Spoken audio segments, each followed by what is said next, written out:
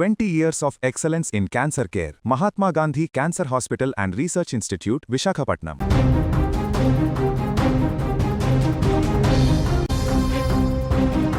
కన్న ప్రేమ కరువైంది, బంధుత్వం బందీ అయింది. కేవలం 2 తులాల బంగారం కోసం ఒక నిండు ప్రాణాన్ని బలి తీసుకున్న కిరాతక ఘటన విజయనగరం జిల్లా చీపురుపల్లిలో సంచలనం సృష్టిస్తోంది. నమ్మిన మేనలుడే కాలయముడిగా మారి తన అత్తను కడతేర్చిన వైనం వింటే ఎవరైనా కన్నీళ్లు పెట్టేసుకోవాల్సిందే. చీపురుపల్లి మండలం గొల్లలపాలెం గ్రామానికి చెందిన గొర్రె చిన్నప్పమ్మ అనే 68 ఏళ్ల వృద్ధురాలు తన భర్త చనిపోయిన తర్వాత కుమార్తెల వద్ద ఉంటూ అప్పుడప్పుడు సొంత ఊరికి వస్తుండేది. ఆమె ఒంటిపై ఉన్న 2 తులాల బంగారం ఆమె మేనలుడు ఎజ్జిపరపు రమణ కళ్ళల్లో ఆశను ఒక్కసారిగా రేకెత్తించింది.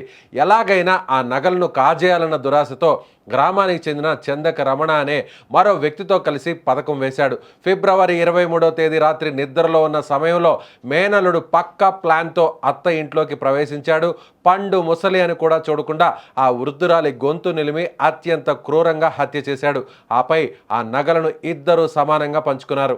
అక్కడితో ఆగని నిందితులు నేరాన్ని కప్పిపుచ్చుకోవడానికి సినిమా ఫక్కీలో ఒక ఫ్లెక్సీలో మృతదేహాన్ని చుట్టి బైక్ మీద తీసుకెళ్లి నాగన్న చెరువు గట్టు సమీపంలో పాతిపెట్టారు. చాలా రోజుల వరకు ఈ విషయం ఎవరికీ తెలియలేదు. తల్లి ఫోన్ కలవకపోవడంతో ఆందోళన చెందిన కుమార్తెలు పోలీసులకు ఫిర్యాదు చేయడంతో అసలు కథ వెలుగులోకి వచ్చింది. చీపురుపల్లి పోలీసులు అత్యంత చాకచక్యంగా దర్యాప్తు చేపట్టి నిందితుల కదలికలపై నిఘా ఉంచారు. చివరకు మంగళవారం నిందితులిద్దరిని అదుపులోకి తీసుకుని విచారించగా వారు చేసిన పాపం ఒప్పుకున్నారు. తహసీల్దార్ సమక్షంలో మృతదేహాన్ని వెలికి తీసి పోస్ట్ మార్టం నిర్వహించారు. కేవలం 26 గ్రాముల బంగారం కోసం ఒక మేనల్లుడు ఇంతటి ఘాతుకాన్ని కొడిగట్టడం ఆ ప్రాంతంలో తీవ్ర చర్చనీయాంశంగా మారింది. నిందితుల్లో ఒకరైన చందక రమణ గతంలో విశాఖలో తాపీ పని చేసేవాడు. మరొకడు రమణ వంట మాస్టర్గా పనిచేస్తూ తన చెడు ప్రవర్తనతో కుటుంబాన్ని కూడా దూరం చేసుకున్నాడు. ఇప్పుడు ఇద్దరు ఊచలు లెక్కబడుతున్నటువంటి పరిస్థితి. ఇది ఈ గొర్రె చిన్నప్పమ్మ అని గొల్లపాలెం విలేజ్, 68 ఇయర్స్, ఈ కాపు కమ్యూనిటీ. ఆమె 23 ఫిబ్రవరి నెలలోనూ ఇంట్లో ఉంటుండగా ఎవరైతే అక్యూజ్డ్ ఉన్నారో చందక రమణ అని ఒక ఆయన, ఇజ్జిపురపు రమణ అని ఒక ఆయన, అందులో ఇజ్జిపుర రమణ అని ఆయన సొంత మేనల్లుడే ఆమెకి. వాళ్ళు ఏం చేశారంటే ఆమె ఒంటి మీద ఉన్న బంగారం కాజేయాలనే దుర్బుద్ధితో రాత్రి 10:30 టైంకి ఇంట్లోకి వెళ్ళి ఆమె గొంతు నొక్కి ఆమెను మర్డర్ చేసి ఆవిడ శరీరం మీద ఉన్న బంగారం అంతా ఎత్తుకొని వెళ్ళిపోయారు.